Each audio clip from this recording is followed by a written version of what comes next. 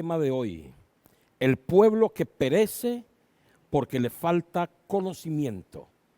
Y cuando vamos a la Biblia, al libro de San Juan, capítulo 8, versos 31 y 32, Jesús dice así: dijo entonces Jesús a los judíos que habían creído en él: si vosotros permaneciereis en mi palabra, seréis verdaderamente libres. Oiga, y conoceréis la verdad, y la verdad os hará libres.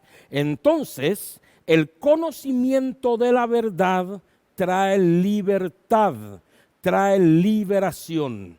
Cuando alguien conoce la verdad, no lo pueden engañar.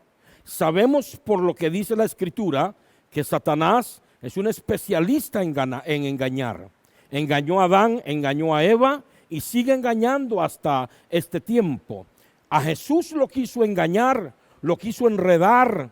Le lanzó una pregunta después de 40 días de ayuno y le dijo: si eres hijo de Dios, convierte estas piedras en pan. Si Cristo cae en la trampa de Satanás de analizar si él verdaderamente era o no era hijo de Dios, entonces Satanás termina engañándolo. ¿Pero por qué no lo pudo engañar? Porque Jesús conocía la verdad. Cuando el diablo le dice a Cristo, o más bien cuando lo lleva al pináculo del templo y le dice: lánzate de aquí, porque escrito está, a sus ángeles mandará cerca de ti.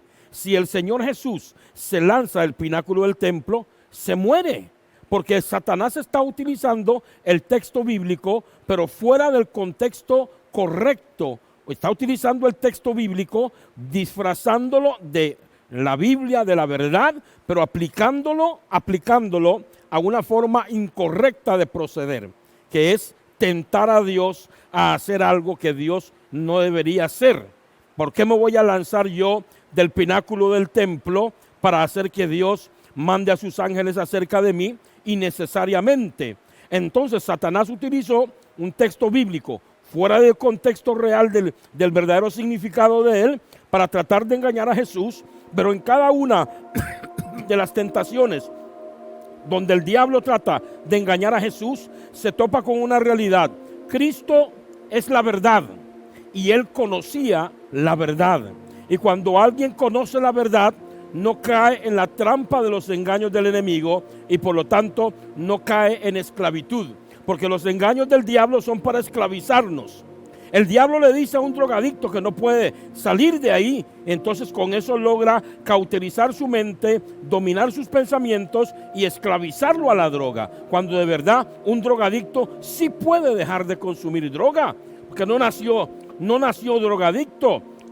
Recogió ese hábito y como lo recogió, lo puede también volver a botar. Pero el diablo lo que hace es utilizar argumentos para engañar a la gente con mentiras, disfrazando la verdad, disfrazando la verdad con una mentira y diciendo una verdad a medias y utilizando mal utilizado una supuesta verdad, un texto bíblico. Entonces, la única forma de no caer en la trampa del diablo y ser destruidos es conociendo la verdad. Usted necesita conocer la verdad. La verdad te hace libre. Usted no tiene por qué creerme a mí todo lo que yo le predico y todo lo que yo le enseño. Para eso usted tiene una Biblia y si usted es un hijo de Dios, tiene al Espíritu Santo. Y el Espíritu Santo le va a enseñar la verdad. Y por medio del estudio de su Biblia, usted puede comprobar la verdad. Y así usted no va a tener necesidad de que ninguna persona le enseñe una verdad que usted mismo ha aprendido. Por lo tanto, no estará en exposición a ser expuesto a ser engañado. Porque cuando usted conoce la verdad, no te pueden engañar. Conoceréis la verdad y la verdad te hará libre. Eso es lo que dijo el Señor. Si vosotros permaneciereis en mi palabra, o sea, sin salirse de la palabra de verdad de las Escrituras, entonces dice, seréis verdaderamente mis discípulos. Cristo le está diciendo a ellos: para que ustedes sean enseñados por mí, necesitan ustedes permanecer en mi palabra. Si no, no pueden ser mis discípulos. Y dice: y conoceréis la verdad. Si permaneces en mi palabra y te vuelves mi discípulo, conoceréis la verdad y la verdad os hará libres. En el libro de Oseas, capítulo 4, verso 6, el texto bíblico dice: mi pueblo fue destruido porque le faltó conocimiento. Por cuanto desechaste el conocimiento, yo te echaré del sacerdocio. Eso fue lo que el Señor le dijo al pueblo de Israel, que era el pueblo sacerdote para el mundo entero. El Señor le dice: los voy a echar del sacerdocio por cuanto ustedes desecharon el conocimiento. Mire, para que una persona no tenga conocimiento, debe cometer el grave error de desechar la instrucción. Cuando una persona no se deja instruir, cuando una persona no se deja enseñar, entonces definitivamente le voy a decir, no va a tener conocimiento. Por eso una de las cosas importantes dentro del contexto bíblico es el nuevo nacimiento. Fíjese que en el nuevo nacimiento, todos nosotros nacemos de nuevo y espiritualmente somos como niños recién nacidos que necesitamos ser enseñados y educados en la palabra de Dios. Si una persona se convierte a Cristo, nace de nuevo, pero cree que se la sabe toda y no deja que nadie le enseñe la palabra de Dios, la cual él no conoce porque apenas se está convirtiendo a Cristo, no tiene conocimiento real, no tenía al Espíritu Santo, que es el que enseña la verdad. Por lo tanto, debería ponerse en la posición normal de un niño que es enseñado por sus padres, que es educado por sus padres. Entonces, si una persona que nace de nuevo, desecha la instrucción, desecha la enseñanza, no se congrega y no va a los cultos de enseñanza bíblica, no lee la Biblia en su casa, no estudia la Biblia, entonces no va a tener la formación, la educación y el conocimiento correcto. Por lo tanto, Satanás va a hacer de esta persona una presa fácil. Usted necesita conocer quién es usted en Dios. Usted necesita ser instruido por Dios y por su palabra para conocer todo acerca de su nueva identidad, de quién es usted en Cristo, qué es lo que Cristo ha hecho por usted. Porque si usted no tiene conocimiento, Satanás va a destruir su vida. ¿Cuántas personas han tomado decisiones de espaldas a la palabra de Dios porque les falta el conocimiento? Y la decisión que han tomado los ha llevado a la ruina, los ha llevado a la destrucción. ¿Cuánta gente no encontramos sabios en su propia opinión, que terminan haciendo siempre lo que ellos quieren hacer, lo que ellos han decidido, y desechan el consejo de la palabra de Dios? ¿Cuánta gente no compara el consejo de la palabra de Dios con la religión? Nosotros venimos y le hablamos a las personas, les enseñamos, o vienen a la iglesia, a la predicación, a la enseñanza, y salen con diferentes opiniones, disparando diferentes opiniones, desechando el consejo de la palabra y pensando que el consejo de la palabra de Dios es cuestión de religión. No es cuestión de religión, es cuestión de la verdad, y la verdad es la realidad de las cosas. Entonces, cuando usted conoce la verdad, usted sabe para dónde va. Si a usted le dan una dirección falsa, entonces vas caminando por una dirección falsa. No es real esa dirección, nunca vas a llegar. Pero cuando vas por el camino correcto, trazado por la verdad es lo que es, sabes para dónde vas y llegarás a un destino seguro, proveído por el poder de Dios para darte calidad de vida. Entonces, ¿por qué el pueblo fue destruido? Le faltó conocimiento. ¿Por qué le faltó conocimiento? Desecharon el conocimiento y desecharon la instrucción. Entonces, cuando alguien desecha la predicación de la palabra, cuando alguien desecha la enseñanza de la palabra, cuando alguien desecha el verdadero conocimiento de la palabra, entonces terminará siendo presa fácil del diablo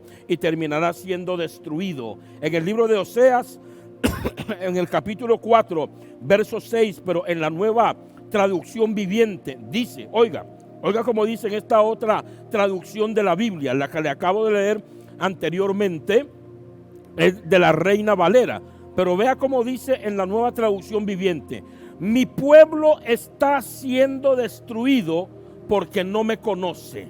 ¡Qué tremendo! Mi pueblo está siendo destruido, como algo que sigue ocurriendo, como algo que sigue pasando. mi pueblo está siendo destruido porque no me conoce. Así como ustedes, sacerdotes, se niegan a conocerme, vea que era una negativa de ellos, yo me niego a reconocerlos como mis sacerdotes. Ya que olvidaron las leyes de su Dios, me olvidaré también de bendecir a sus hijos. Entonces aquí vemos claramente que el problema del pueblo no era solamente que no tenían conocimiento y por eso caían en grandes y graves errores que los llevaban a la destrucción, sino que también habían desechado la instrucción, la enseñanza y el conocimiento. Una de las cosas que yo tengo, yo nunca desecho al que está hablando, porque yo sé que por medio de una persona algo me puede enseñar Dios. Pero camino a la ignorancia es cuando una persona siempre anda desechando al que habla, pensando que él se las sabe todas. Entonces, tarde o temprano, por desechar lo que otros dicen, por desechar la instrucción, por desechar la enseñanza, esa actitud los lleva también a desechar la palabra de Dios.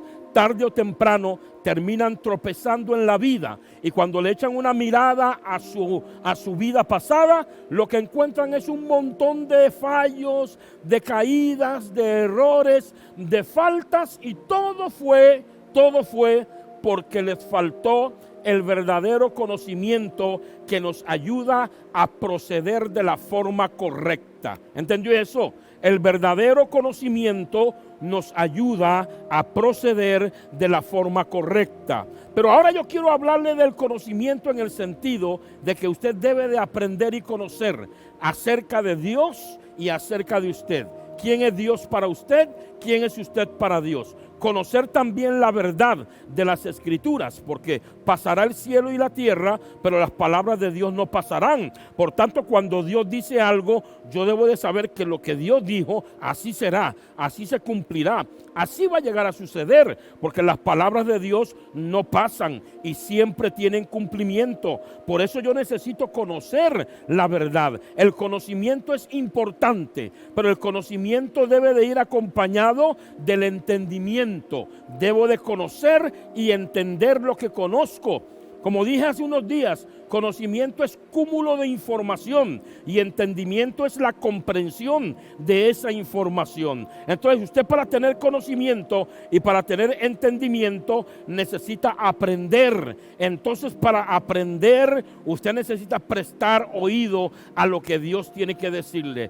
Todo esto va direccionado a Dios. No estoy hablando de conocimientos humanos, no estoy hablando del conocimiento propiamente secular. Estamos hablando de la Biblia, por lo tanto, estamos hablando propiamente del conocimiento de Dios. Nosotros necesitamos conocer a Dios y conocer la palabra de Dios, y para eso tenemos que aprender y prestar oído a la enseñanza, y eso nos va a llevar a la inteligencia espiritual, que nos va a dar la capacidad de tener discernimiento para poder discernir entre lo bueno y lo malo, para poder discernir lo que está sucediendo. Por ejemplo, en esta situación del COVID-19, ¿qué discierne usted? Yo tengo mi discernimiento en relación al COVID-19. Pastor, ¿de dónde lo sacó? Lo saqué de la palabra de Dios.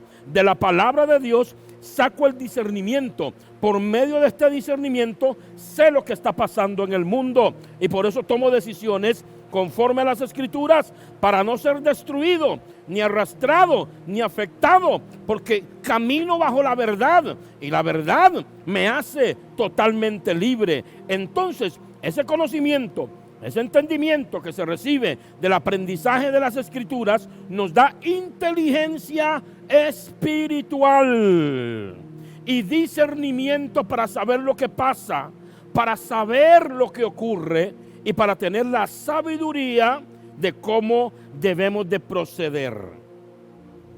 Ocupamos saber y tener claro lo que Cristo hizo por nosotros. Estamos hablando propiamente del conocimiento de Dios. Entonces, quiero enfocar este conocimiento al hecho de la necesidad de aprender y de conocer lo que Cristo hizo por mí. Cuando yo sé lo que Cristo hizo por mí en la cruz, Satanás no me puede engañar. ¿Cuántas veces hay personas que han pensado, Hay personas que han pensado cuando les va mal que Dios los odia, que Dios los rechaza, que Dios no les va a ayudar en su crisis, que no pueden contar con Dios porque como le han hecho tantas promesas y le han fallado, ahora no pueden contar con Él. ¿Cuántas veces cuando usted piensa acerca de usted, usted se imagina lo que Dios está pensando o cuál es el proceder de Dios? ¿Y cuántas veces no nos hemos equivocado con eso? Siempre nos hemos equivocado cuando pensamos de Dios fuera de lo que dice la Biblia. Cuando yo pienso de Dios, yo debo de pensar de Dios conforme dice la palabra y conforme a todo lo que Cristo hizo por mí.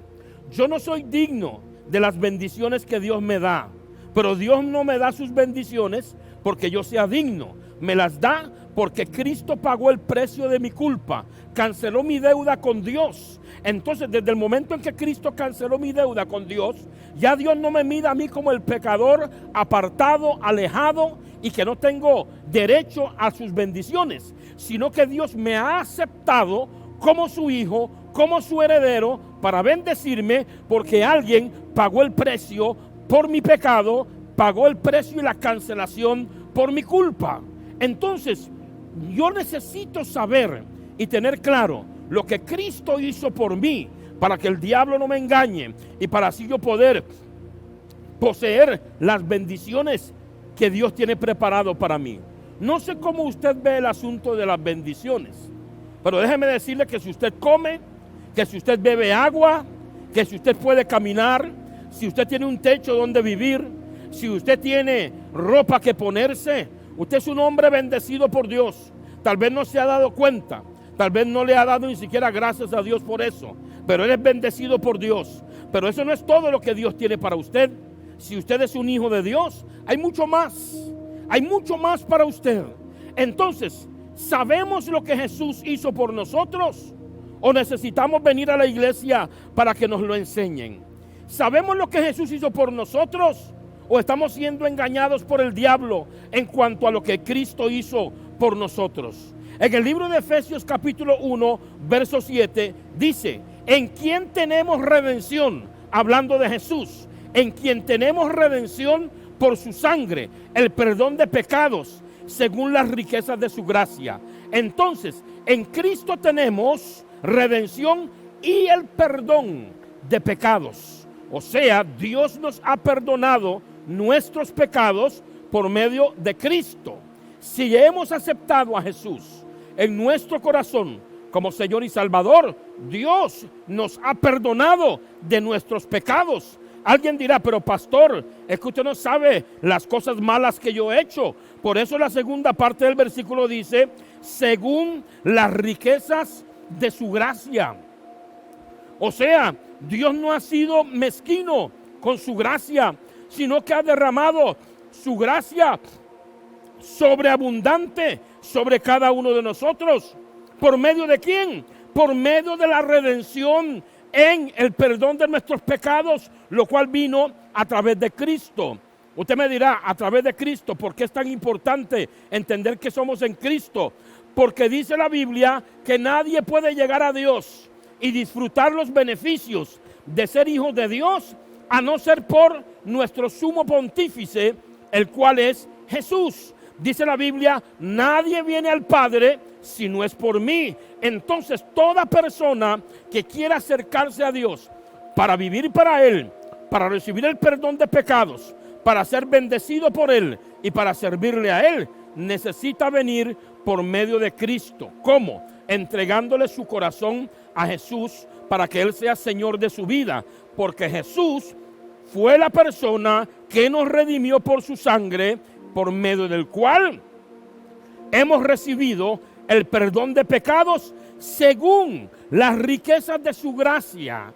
A veces, cuando yo me reconcilié con Dios en el 99, yo dije, ¿cómo es que Dios tan fácilmente me va a perdonar 13 años que yo estuve apartado de Dios? Yo me convertí a los 14 años, me aparté más o menos por ahí de los 26 años y duré 13 años apartado de Dios, andando en las cosas del mundo. Cuando regresé nuevamente reconciliado con Dios en el año 99, lo primero que el diablo me puso en la mente es: ¿usted cree que ahora podés venir a tapar el sol con un dedo después de 13 años de haber andado por toda clase de mundanalidades? ¿Usted cree que Dios lo va a recibir tan fácilmente sin castigarlo, sin ponerle una penitencia? Y así de tan fácil, usted va a venir a Dios y borrón y cuenta nueva. Y yo anduve casi deprimido por este pensamiento por mucho tiempo, hasta que entendí que Dios tiene la capacidad, en un abrir y cerrar de ojos, de perdonar nuestros pecados y de hacer borrón y cuenta nueva. Y eso es por las riquezas de su gracia. No es solamente que Dios tiene gracia para con nosotros, Él es rico en gracia para con nosotros. Entonces, cuando yo descubrí estos textos bíblicos, yo entendí claramente quién soy en Dios. Desde el momento en que yo pido perdón y me arrepiento de mis pecados, Dios hace borrón y cuenta nueva. El hombre no puede hacer eso, pero Dios sí tiene la capacidad de hacer eso.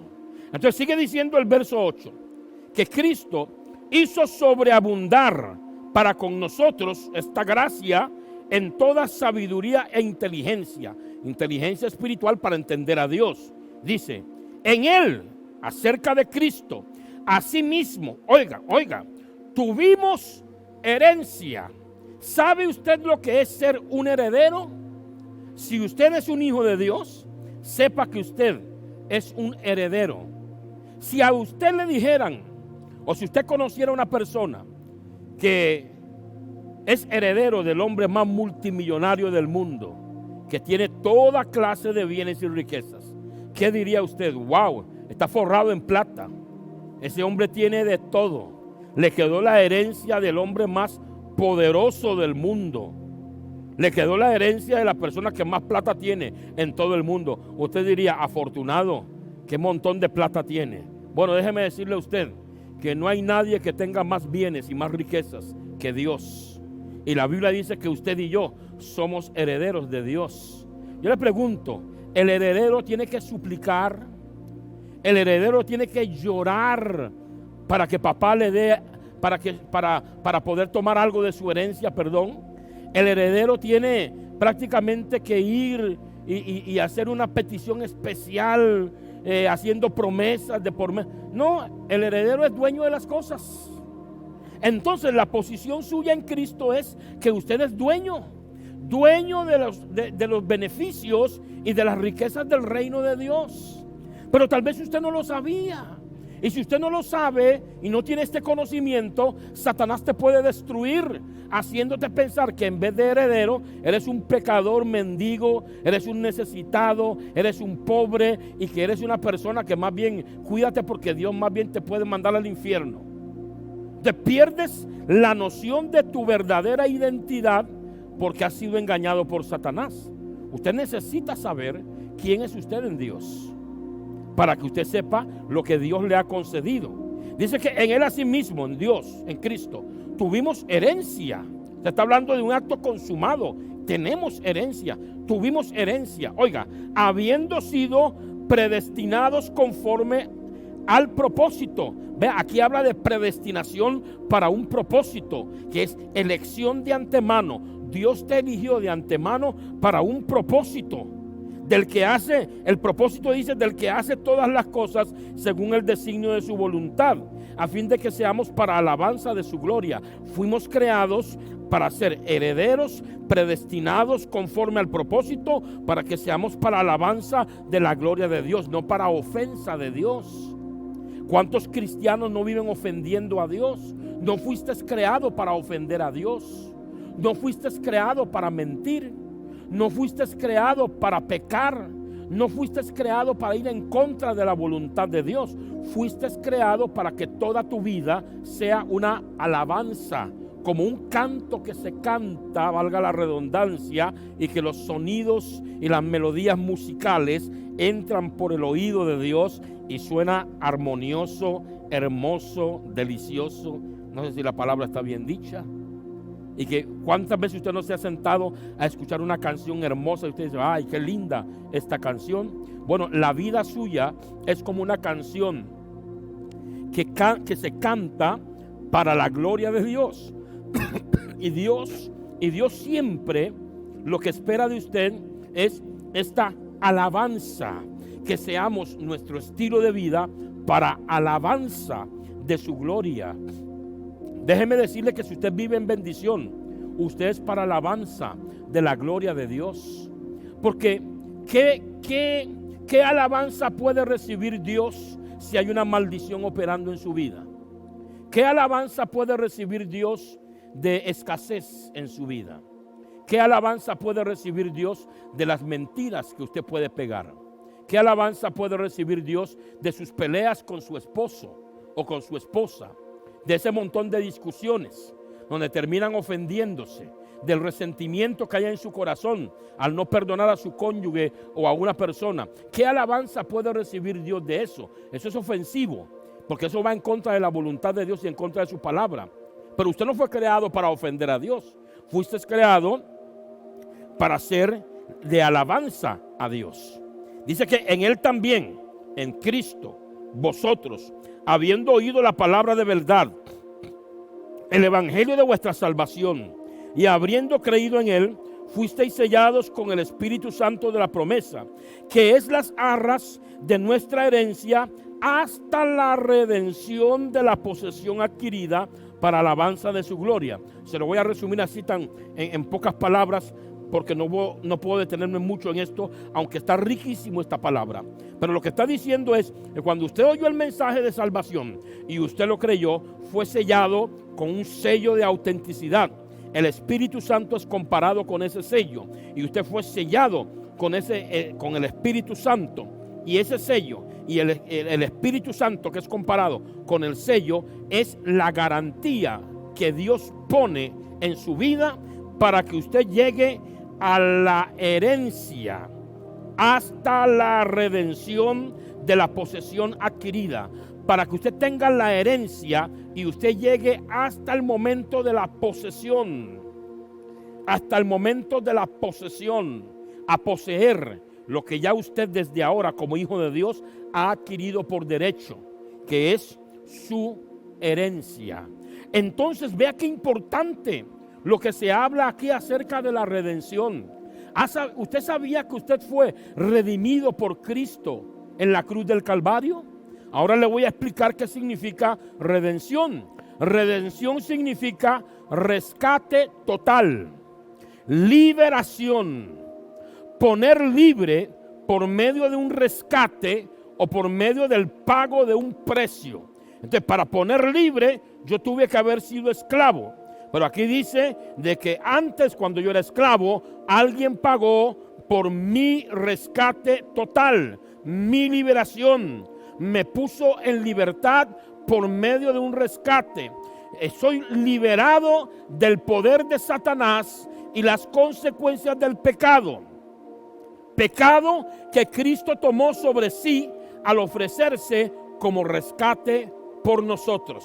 Estábamos perdidos. Cristo dijo: yo me ofrezco para pagar el precio que ellos deberían pagar por ser pecadores y culpables. Y por medio de este precio que voy a pagar, los voy a rescatar de la posesión de Satanás, del poder de Satanás, y los voy a rescatar de las consecuencias del pecado. ¿Qué consecuencias del pecado? Por ejemplo, muerte espiritual. Efesios 2:1 dice: y Él os dio vida a vosotros cuando estabais muertos en vuestros delitos y pecados. ¿Cómo estábamos? Muertos espiritualmente en delitos y pecados.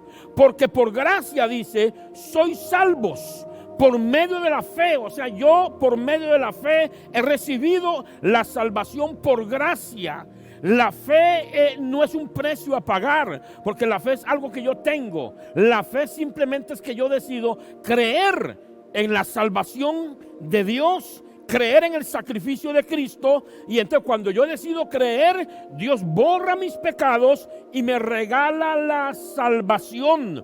Por eso dice: por gracia sois salvos por medio de la fe, porque hay que creer en el sacrificio de Cristo. Dice, y esto no de vosotros, o sea, no es una obra nuestra, pues es un don de Dios, o sea, es un regalo de Dios. No por obras, dice el verso 9, para que nadie se gloríe. O sea, nadie puede hacer obras para ser salvo. La salvación es un regalo que Dios le da a cualquier persona que decide creer en Cristo, confesar sus pecados, arrepentirse de sus pecados y tomar otro rumbo en su vida. Dios le da el regalo de la salvación. Eso es algo que Cristo pagó por nosotros en la cruz. Por eso cuando una persona como el ladrón que estaba siendo crucificado al lado de Cristo, cuando una persona como ese ladrón, en unos instantes antes de morir, si le pide perdón a Dios de todo corazón por sus pecados, es salvo. Así de sencillo. Un hombre puede ser un narcotraficante, un vendedor de drogas, puede ser una persona que consuma drogas, puede ser un borracho de por vida, puede haber hecho toda clase de maldad. Si en el último instante, en el último respiro de su vida, en el lecho de cama o en el suelo, donde quiera que esté antes de morir, si le pide perdón a Dios por sus pecados de todo corazón, es salvo. Porque la salvación es por gracia. El ladrón en la cruz no tuvo que hacer nada después de haber recibido el perdón de sus pecados para entrar en el paraíso. Cristo le dijo, de cierto te digo que hoy estarás conmigo en el paraíso. El ladrón no tuvo que hacer nada después para convencer a Dios de que se había arrepentido de corazón. ¿Qué fue lo que tuvo que hacer? Solo arrepentirse de corazón, confesar su pecado en ese momento. ¿Y cómo nosotros sabemos que se arrepintió de corazón, pastor? Nosotros no lo sabemos, pero no necesitamos tampoco saberlo. No es asunto de nosotros, es un asunto entre la persona y Dios. La salvación es personal.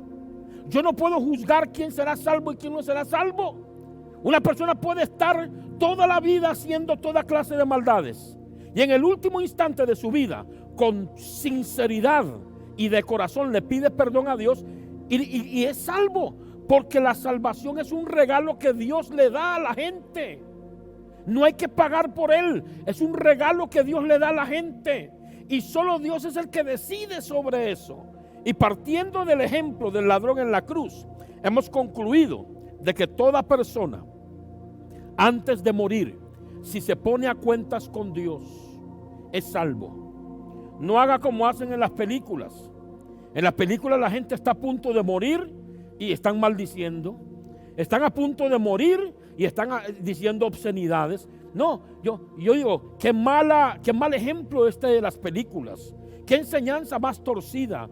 En vez de enseñarle a la gente que antes de morir pueden ponerse a cuentas con Dios, el diablo usa las películas para que el orgullo de la gente antes de morir salga a flote y terminen más bien insultando, maldiciendo y diciendo toda clase de perversidades y obscenidades, como decir, voy directo para el infierno y voy feliz. No, Dios le ofrece al hombre la oportunidad de ser salvo aún en el último suspiro de su vida. Y eso es un regalo que Cristo nos dio por medio de haber pagado el precio de nuestra salvación. La salvación es gratis para nosotros, pero Jesús pagó el precio y Él lo pagó y Dios nos lo regala. Yo sé que algunos de ustedes tal vez no están de acuerdo con lo que estoy diciendo, porque le están poniendo precio a la salvación, pero déjeme decirle que el precio ya fue pagado. Por eso el texto dice aquí, por gracia sois salvos por medio de la fe, y esto no de vosotros, es un don de Dios, es un regalo de Dios. Efesios 2:8, no por obras. Usted no puede hacer nada para ganar la salvación, no por obras para que nadie se gloríe. Y esta es una de las cosas que hemos recibido, vida espiritual por medio de la redención de nuestros pecados. Vuelvo otra vez a recalcarle, redención es pagar un precio para que un esclavo sea liberado. Cristo pagó el precio para que fuésemos liberados. ¿De qué? De la muerte espiritual. Por medio de su precio pagado en la cruz, nos dio vida espiritual. Entonces, cuando usted muera, en vez de ir al infierno, se irá al cielo. Si usted le ha entregado a Jesús su corazón de verdad, sin falsedad, sin engaños, sin mentiras, de verdad. Si usted le ha entregado su vida a Cristo y usted da frutos de cristiano, lo cual el fruto es una evidencia de que usted lo hizo de corazón. Si usted le entrega su vida a Cristo de corazón, entonces usted recibe el regalo de la salvación, que a usted no le cuesta nada, pero que le costó a Jesús su vida, su sangre, le costó a Jesús su muerte en la cruz del Calvario. Otro de los regalos que hemos recibido por medio de la redención. Esto es importante porque usted necesita saber estas cosas.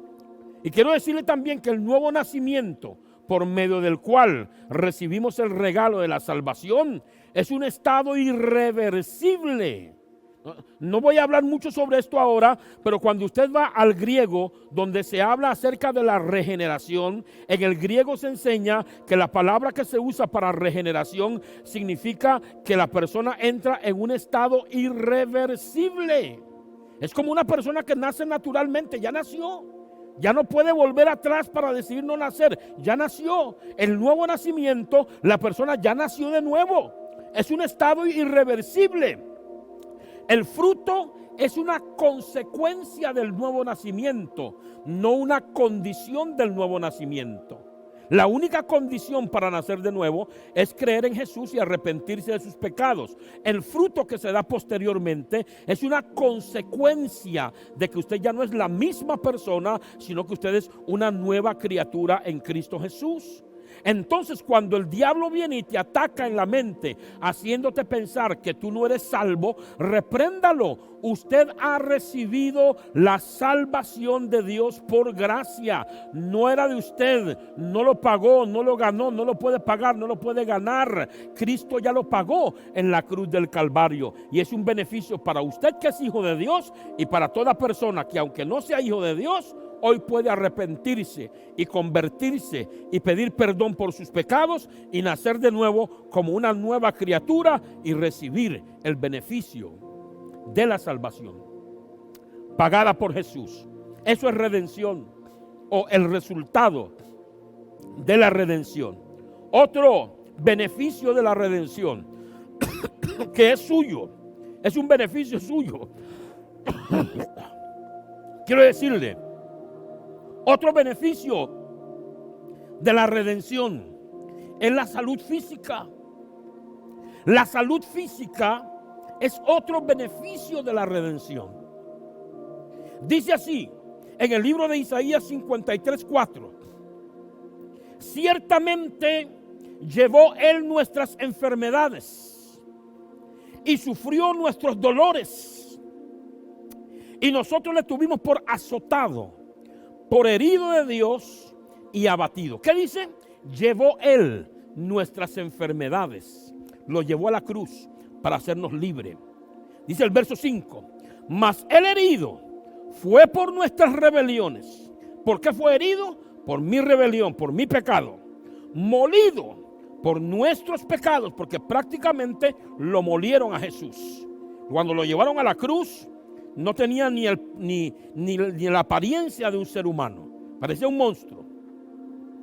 Dice: el castigo de nuestra paz fue sobre él, y por su llaga fuimos nosotros curados. Oiga el término: por su llaga fuimos. Un acto consumado, redención, un precio pagado. Quiere decir que usted, como hijo de Dios, tiene todo el derecho a la sanidad física. Cuando usted le pide a Dios que lo sane, Dios te sana porque es tu derecho, porque es parte del beneficio de la redención que has recibido por medio de que Jesús agarró tus enfermedades y los cargó en la cruz, pagando por ellas, para que usted no las cargue sino para que usted pueda acceder al beneficio de la sanidad.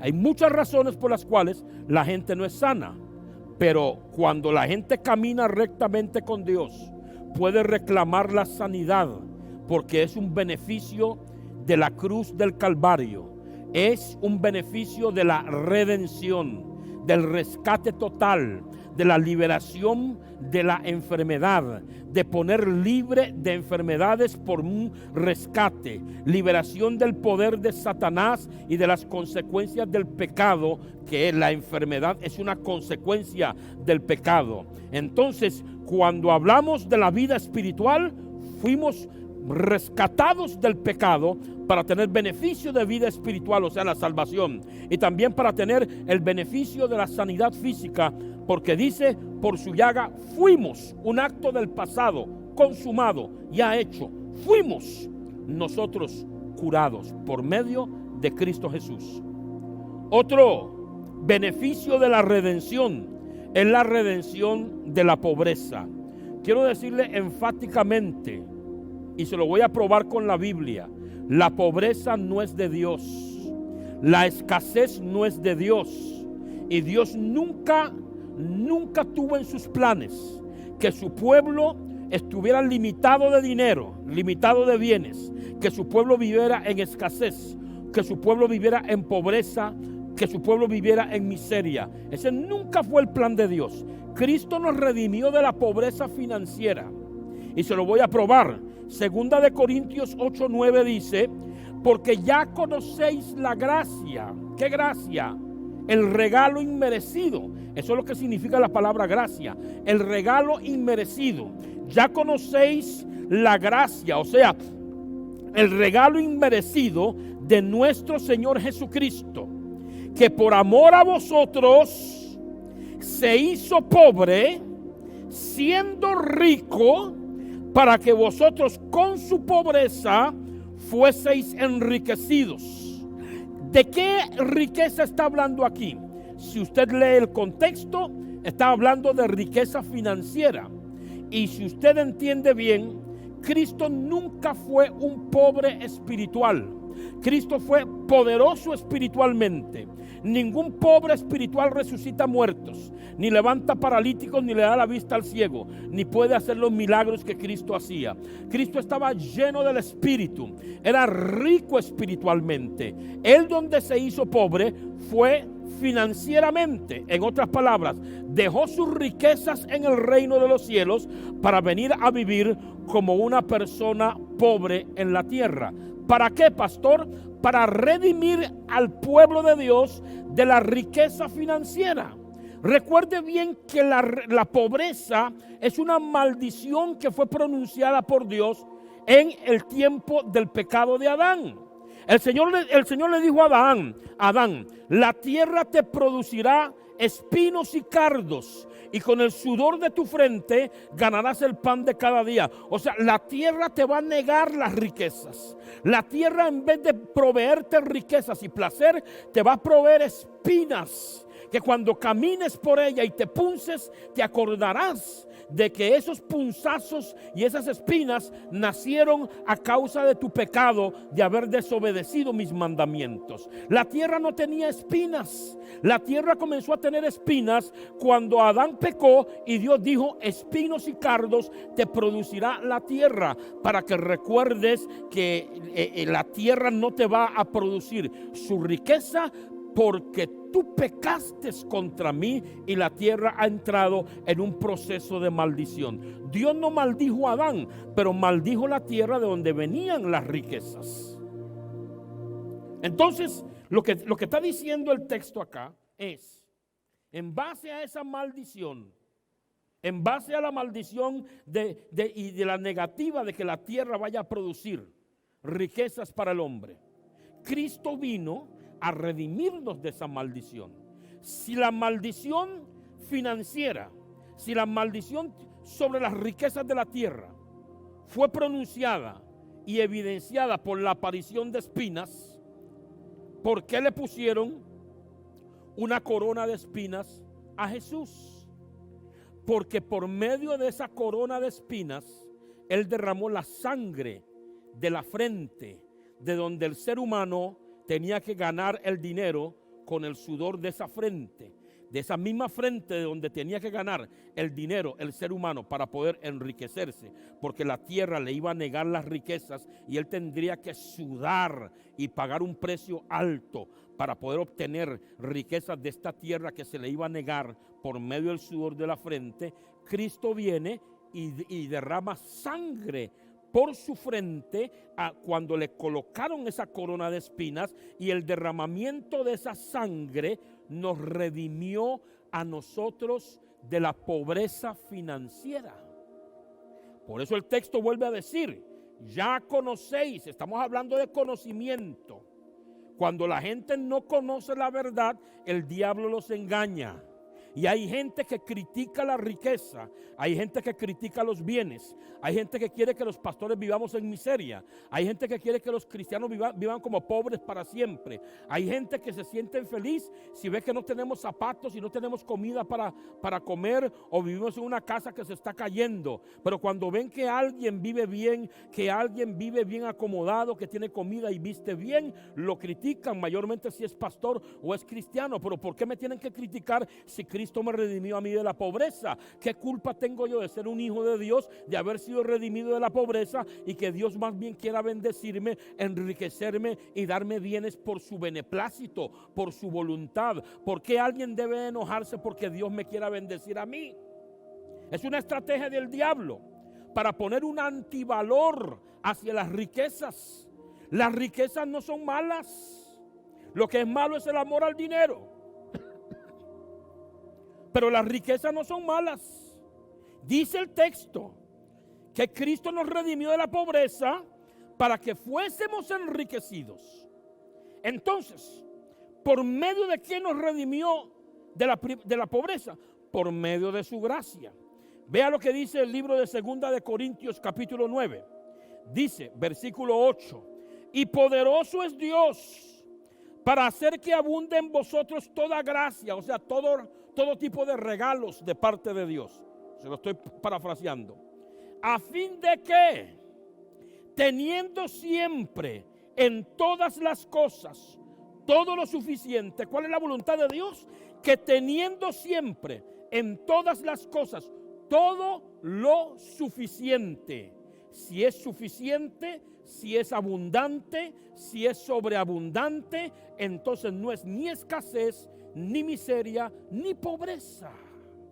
La voluntad de Dios es que nosotros tengamos siempre todo lo suficiente. ¿Para qué dice? Para que abundéis para toda buena obra. Por eso es necesario que conozcamos la verdad para ser libres y no ser engañados por el diablo. Dios no solamente quiere enriquecer a sus hijos para que ellos vivan bien, también es para que hagan buenas obras. Uno de los problemas del creyente es que hay que convencerlo de ofrendar. Hay que prácticamente convencerlo para diezmar. Hay que convencerlo para que traiga una lámina de zinc para la iglesia o una libra de arroz para regalarle a alguien. Hay que prácticamente convencerlo. El creyente se ha vuelto mezquino y por eso muchas veces, por la falta de conocimiento de la verdad, no recibe el enriquecimiento que Dios le quiere dar, porque dice Dios, como no sabes por qué te voy a enriquecer, no te puedo enriquecer. La falta de conocimiento del para qué Dios me quiere enriquecer me bloquea ese enriquecimiento. Por eso es que hay muchos creyentes que cuando tienen mucha plata se desaparecen de la iglesia, ya no vienen a orar, se pierden en cosas mundanales, le roban el tiempo a Dios y se lo invierten a ellos mismos o a otras cosas, porque nunca entendieron por qué Dios les dio riquezas. Aquí dice claramente que Dios, que hemos sido redimidos de la pobreza y que la voluntad de Dios es darnos todo lo suficiente para que abundemos en buenas obras. Por eso la palabra de Dios es sabia cuando dice, dad y se os dará. Porque a veces creemos que cuando damos nos vamos a quedar sin nada. Recuerde que usted no está en el reino del mundo, está en el reino de Dios. Aquí las cosas son completamente diferentes. En el reino del mundo hay mezquindad. En el reino del mundo hay codicia y avaricia, amor al dinero. Pero en el reino de Dios, Dios nos manda a que abundemos en buenas obras por medio del dinero, que ayudemos, que sembremos, que ofrendemos, que demos nuestro diezmo, que ayudemos a los pobres. Dios nos manda eso como un requisito para poder enriquecernos. Ser rico no es pecado. El pecado es amar el dinero.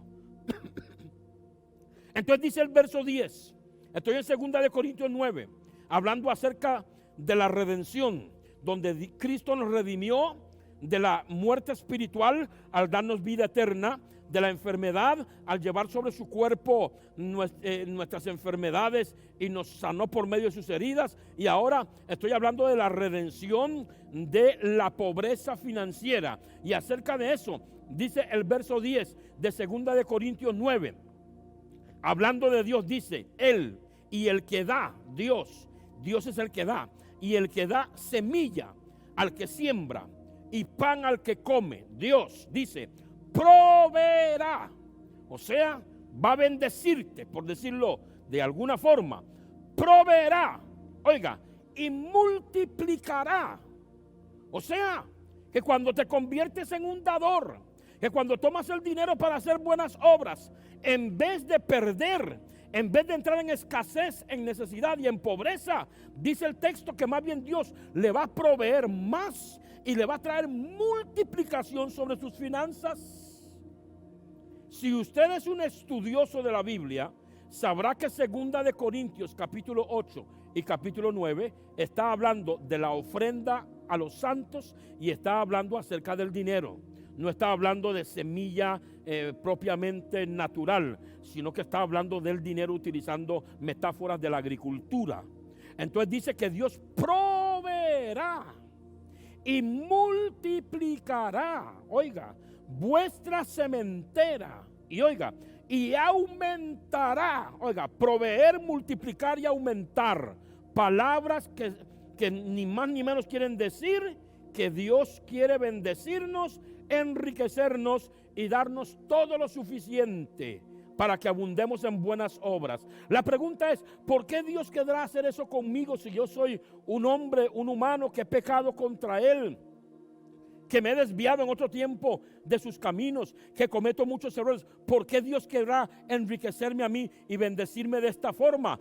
Porque Cristo me redimió y pagó el precio por mi pecado. Y delante de Dios ahora yo soy tomado como una persona que nunca ha pecado en su vida. No es que no lo he hecho, pero como Cristo pagó mi deuda, entonces yo aparezco sin deudas delante de Dios en cuanto al pecado. Y en esa condición de aparecer sin deudas, porque Jesucristo pagó la deuda para liberarme de estas cosas, es por eso que Dios no tiene ningún problema en bendecirme, porque las deudas de mi pecado, las cuentas por mi pecado, fueron canceladas. Es como que usted llegue a una tienda donde usted debía mucho dinero y le digan a usted: ya su deuda fue cancelada, y usted insiste en pagar, insiste en pagar, insiste en pagar. Le van a decir: pero usted está loco, ¿para qué quiere pagar? Ya alguien vino y pagó por usted. Es igual, Cristo ya pagó por usted, y por eso Dios nos puede dar el beneficio de la vida eterna, de la salud física y de la bendición financiera. Entonces, por eso dice que Dios proveerá y multiplicará vuestra sementera y aumentará los frutos de vuestra justicia, o sea, las cosas que hacemos correctamente con el dinero. Verso 11, para que estéis, oiga, para que estéis enriquecidos en todo, para toda liberalidad, oiga, enriquecidos en todo para libertad de dar, liberalidad, para tener libertad a la hora de dar, liberalidad para dar.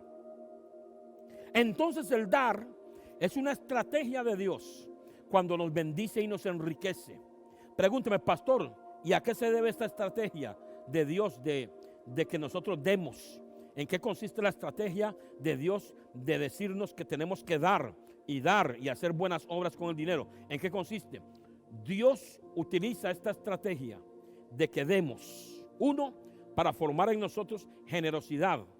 2, para formar en nosotros amor al prójimo, que es el segundo mandamiento más importante.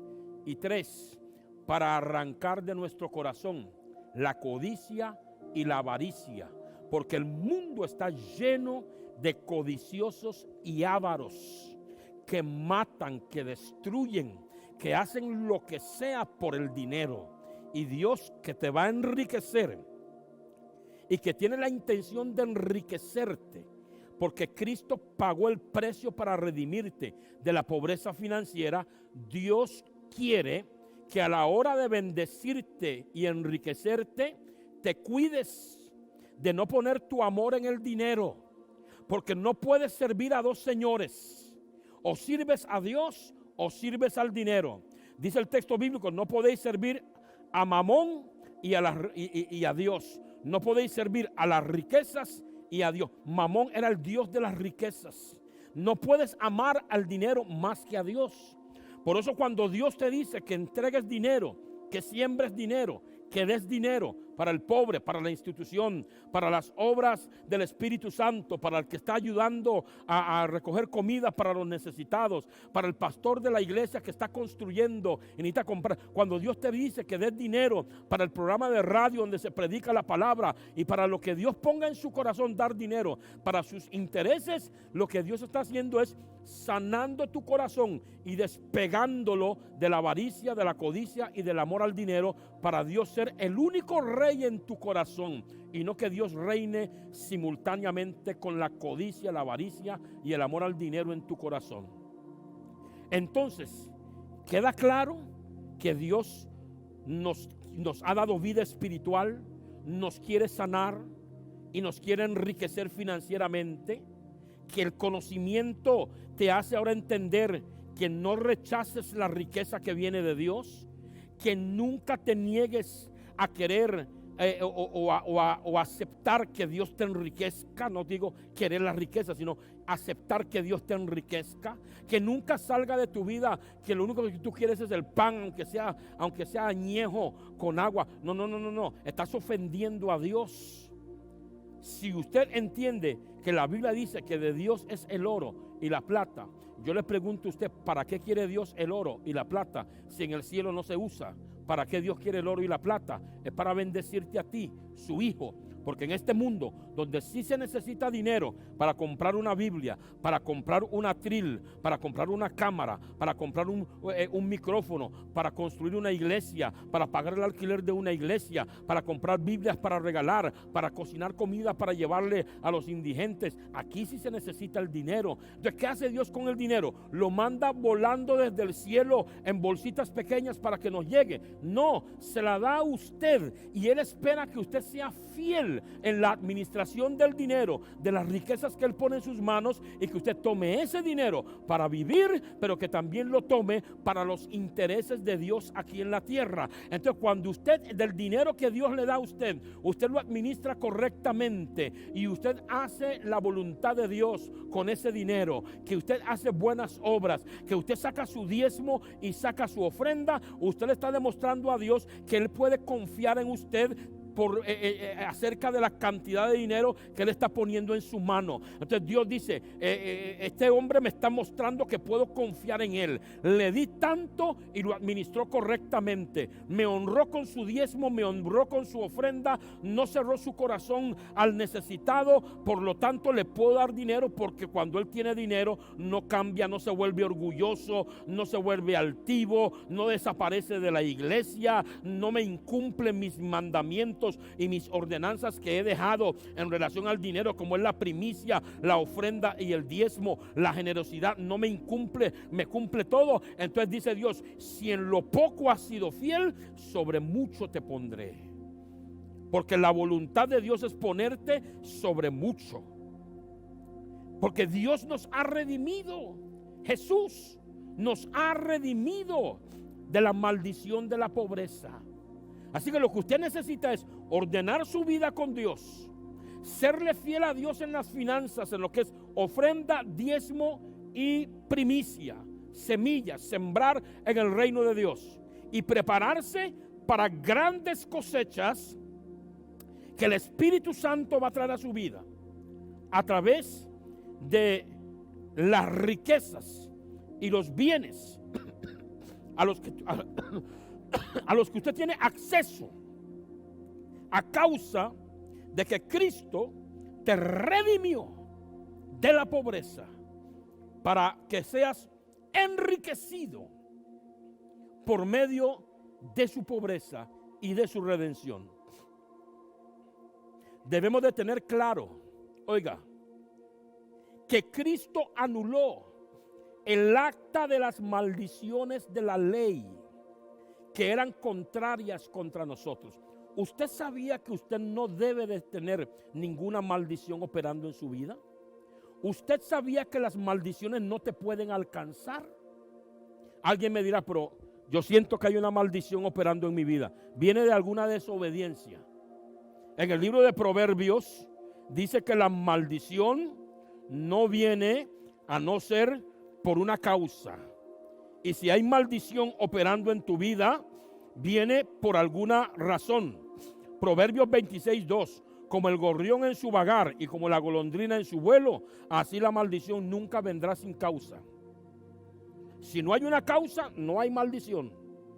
Si hay una causa, se activa una maldición.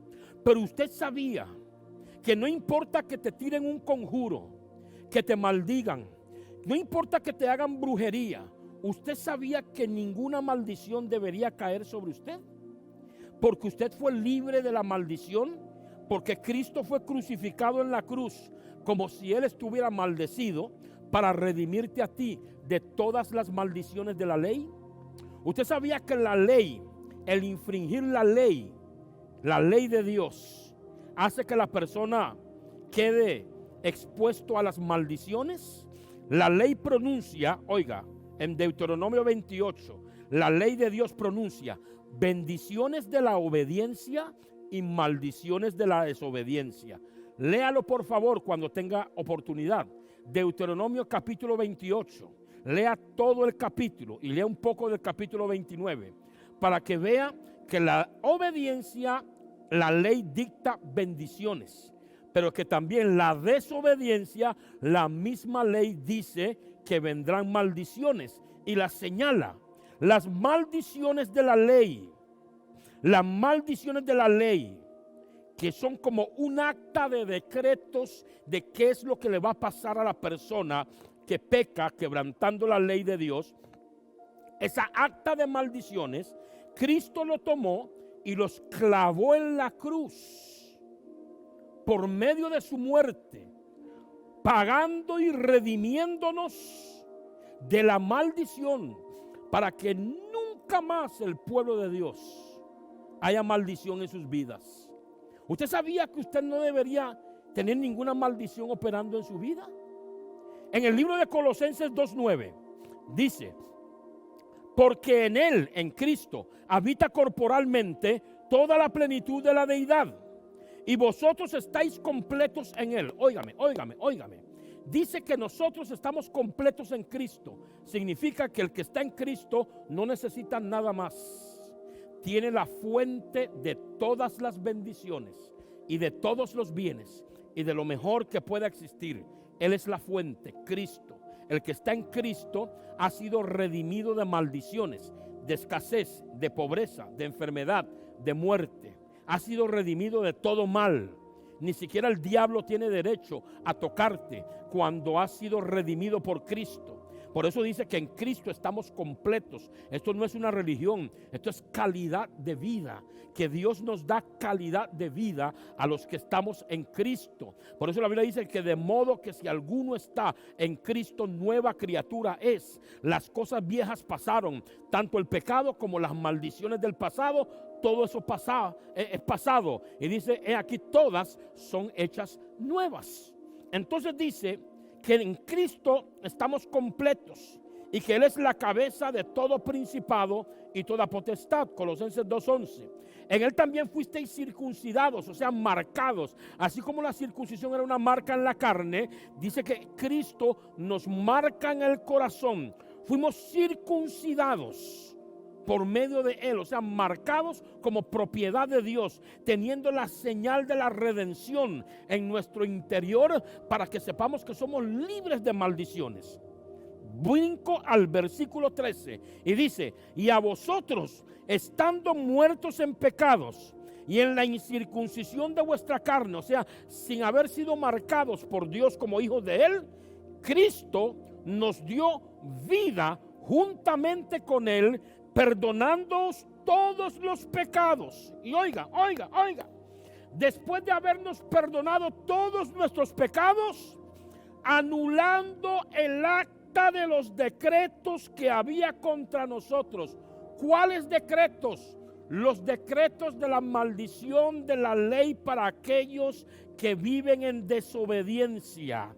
Esos decretos, esa acta, esa redacción de esa acta, de ese documento que dice: maldito todo aquel que no permanece en las cosas de la ley para hacerlas así, así, así, así, así. Nosotros nunca hubiésemos podido cumplir la ley de Dios. Cristo la cumplió y nos redimió y anuló esa acta de maldiciones que había contra nosotros. Dice que nos era contraria, porque si la maldición nos es contraria, y en algún momento va a tocar nuestra vida, porque no tenemos capacidad de cumplir toda la ley de Dios, porque si cumplimos 99 y fallamos en uno, nos hacemos culpables de todo, y por eso nos era contraria. Y dice que Cristo, quitándola, el acta de los decretos de en medio y clavándola en la cruz, y despojando a los principados y a las potestades. ¿De qué despojó a los principados y a las potestades? Del derecho de traer maldición a nuestras vidas, del derecho de maldecirnos, porque los principados, o sea, los demonios tienen derecho legal de maldecir cuando una persona vive en pecado, alejado de Dios, en desobediencia a sus mandamientos. Pero Cristo le quitó ese poder a los demonios de operar las maldiciones, porque los despojó a ellos, a los principados y a las potestades, y los exhibió, dice, públicamente, triunfando sobre ellos en la cruz. Triunfó sobre los principados, triunfó sobre las potestades. Satanás no tiene poder sobre nosotros. Cristo nos redimió. Él tomó el acta de decretos de maldiciones que había en nuestra contra, lo clavó en la cruz. ¿Y qué hizo? Nos trasladó a su reino de bien, de promesas, de misericordias, de bendiciones y de toda clase de regalías.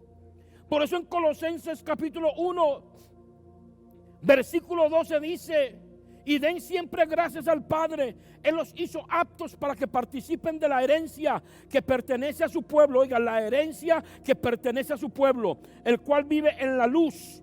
Pues Él, Dios, nos rescató del reino de la oscuridad, del poder de los principados y las potestades, y nos trasladó al reino de su Hijo amado. Usted puede vivir en Costa Rica, pero su posición legal, usted pertenece al reino de Dios, al reino de Cristo, donde no hay pobreza, ni hay enfermedad, ni hay muerte, ni hay nada de estas cosas de maldición. En el reino de Cristo no hay maldición. Un país puede estar en crisis económica, un país puede estar en la debacle económica. Costa Rica, algún otro país de Centroamérica, Estados Unidos, Europa, pueden estar en la más grande crisis financiera. Pero el reino de Dios, el reino de Cristo, no está en crisis. Y usted necesita conocer esto. ¿Por qué usted necesita conocer esto?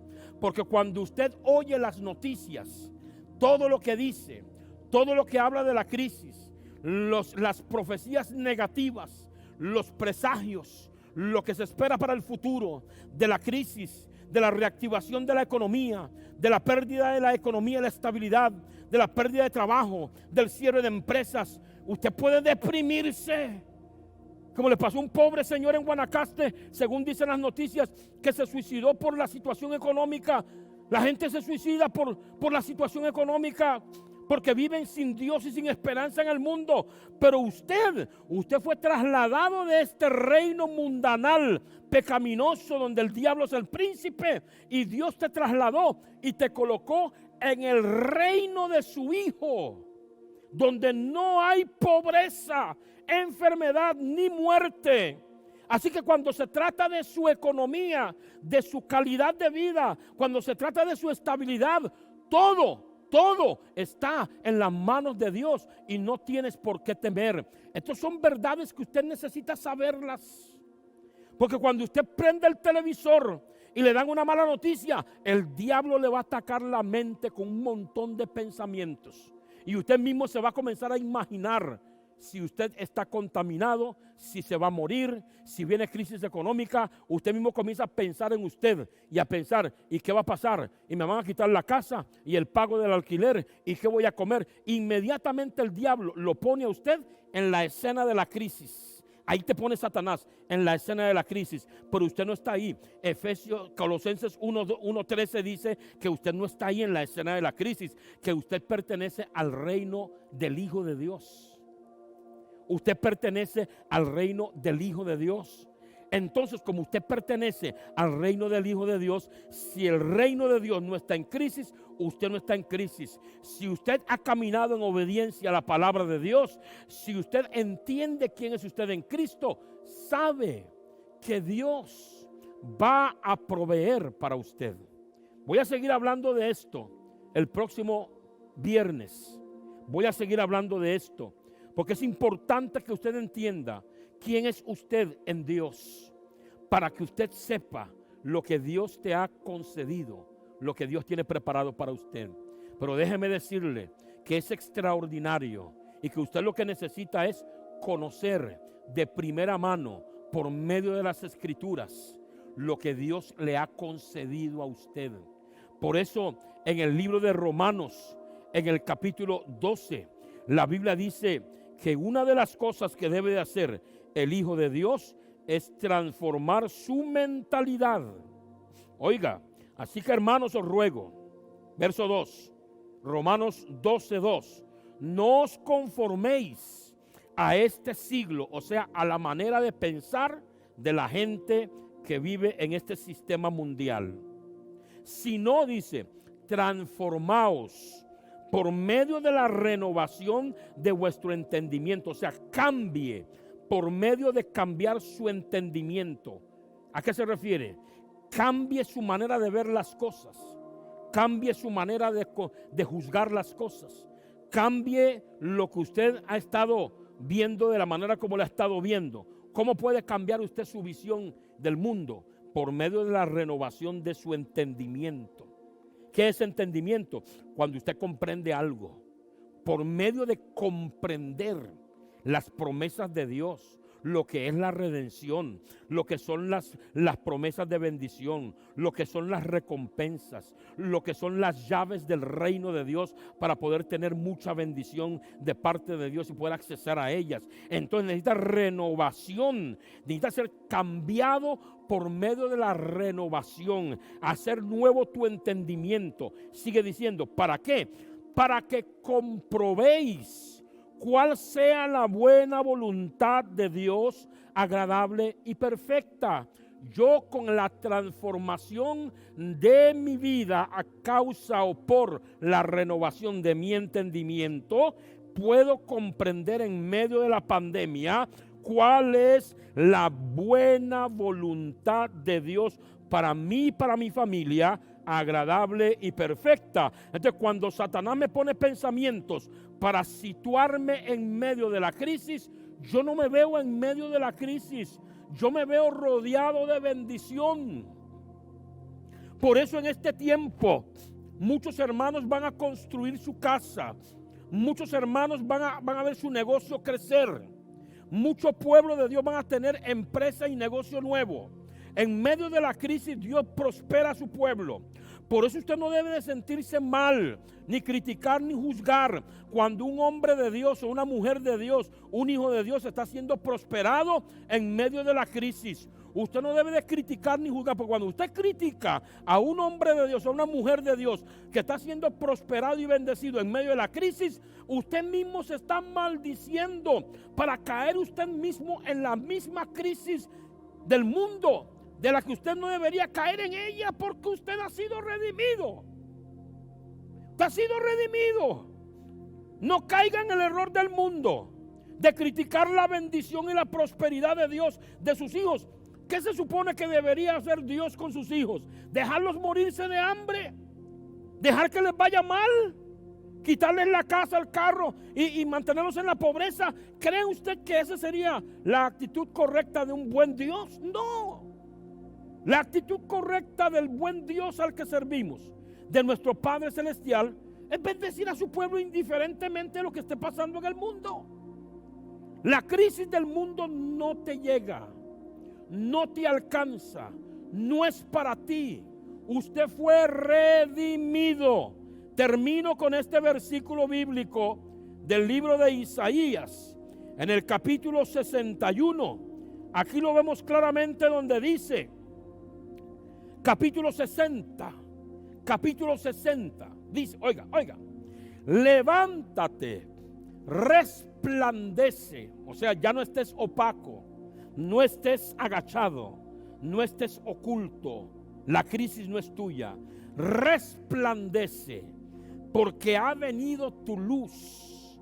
La Biblia dice que Dios es luz, y si ha venido la luz, porque Dios ha venido con providencia y salvación para su pueblo. Y la gloria es riquezas de Dios, y la gloria de Jehová ha nacido sobre ti. Oiga, porque he aquí que tinieblas cubrirán la tierra y oscuridad a las naciones, mas sobre ti, hijo de Dios y hija de Dios que me estás viendo, amanecerá Jehová como un nuevo día lleno de bendición, y sobre ti será vista su gloria.